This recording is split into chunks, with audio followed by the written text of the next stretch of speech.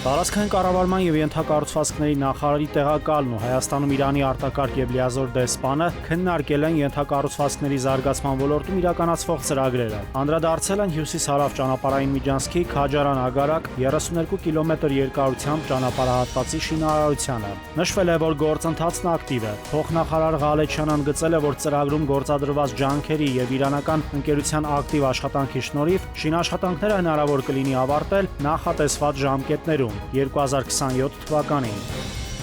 Կառավարությունն առաջարկում է վերանայել հարկերից խուսափելու հանցավոր արարքների դեպքում քրեական պատասխանատվության չափային շեմը։ Քրեական օրենսգրքով հարկերը, տուրքերը կամ այլ վճարներ չվճարելու խոշոր չափ է համարվում 10 միլիոն դրամը, իսկ առանձնապես խոշոր չափը 20 միլիոն դրամը գերազանցող գումարը։ Նախագծով առաջարկվում է վերանայել այդ շեմերը։ Այսպես, խոշոր չափ է համարվում 1 հարկային տարվա ընթացքում 30 միլիոն դրամը գերազանցող հարկերի, տուրքերի կամ այլ վճարների գումարը, իրար հաջորդող 2 հարկային տարիների ընթացքում 45 միլիոն դրամը գերազանցող գումարը։ Առանձնապես խոշոր չափը կհամարվի 1 հարկային տարվա ընթացքում 50 միլիոն դրամը, իսկ իրար հաջորդող 2 տարիների ընթացքում 75 միլիոն դրամը գերազանցող հարկերի, տուրքերի կամ այլ վճարների գումարը։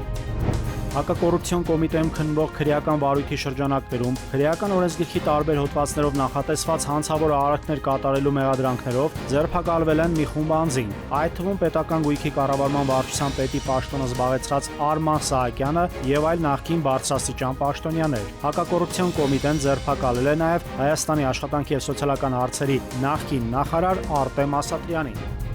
Հայաստան դաշինքը ներկայացրել է նախընտրական ծրագրի սոցիալ-տնտեսական բաժինը, որով նախատեսվում է նվազագույն աշխատավարձը հավասարեցնել նվազագույն սպառողական զամբյուղին եւ իրականացնել ինդեքսավորում։ Բացի այդ, դաշինքը նախատեսում է հիմնական կենսաթոշակը բարձրացնել առնվազն 50%-ով եւ ինդեքսավորել։ Միայնակ տարեցների, ծայրահեղ աղքատների եւ բազմազավակ ընտանիքների համար զմռան ամիսներին կվճարվեն գազի եւ էլեկտրաէներգիայի ծախսերը, կվերանայվի էլեկտրաէներգիայի սակագինը, կնվազեցվի գույքահարկը եւ կչեղարկվի համատարած հայտարարագրումը։ Արքա համակարգից տեղեկացնում են, որ այսօր 5-ից 6:30-ի ժամանակահատվածում իրականացվել են համակարգի պլանային թարմացման աշխատանքներ, անվտանգության մակարդակի բարձրացման եւ համակարգի արդյունավետ աշխատանքի ապահովման նպատակով։ Արդյունքում ժամը 7:30-ից 9:15-ի ժամանակահատվածում քարտերի հավաստագրման համակարգում դիտարկվել են որոշակի խափանումներ, ինչի հետևանքով առանձին գործարքներ կարող էին չհավաստագրվել։ Ըստ հաղորդագրության համակարգի աշխատանքը լիովին վերականգնված է։